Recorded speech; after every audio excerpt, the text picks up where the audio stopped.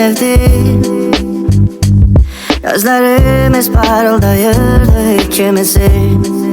Hey, indi gör onlar eyniydi mi?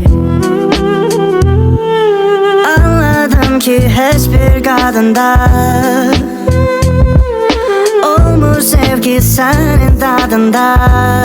Hey, aşıklar kul kimi ağlı yarında, eser sirri yazarındadır. Belə olmur, yerinde olmur, yer içimi yine doymur. Ne olardı, barışardık, gelip açıp içimi danışardım.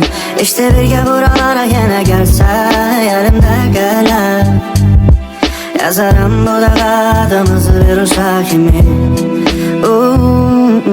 Nəsil şeir sənsən, Tali Cavidin, gözəli Nizaminin, qəzəli Vahidin. Nəsil manı sənsən, sinəmdə izdirab, hər zimində bir məqam, hər məqamda min tərab. Əsil nidal sənsən, məktubu qasidin, son sözü məhkumun, sübutu şahidin. Əsil sual sənsən, izahı bir kitab, bitərmi min qələm, yetərmi bir cavab? Səni tanıdığımdan bəri, hey, koymursan yatım geceleri. Aklım yalnız sende, fikirler sende. Beynim olup kalbin nökeri. Hey, öyle olmur, yerinde olmur, içimi yine doymur.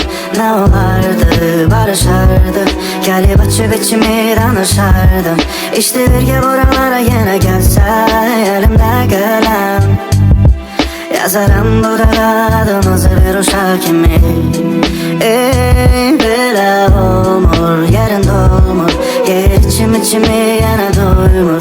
Ne olardı, barışardık, gelip açıp içimi danışardım.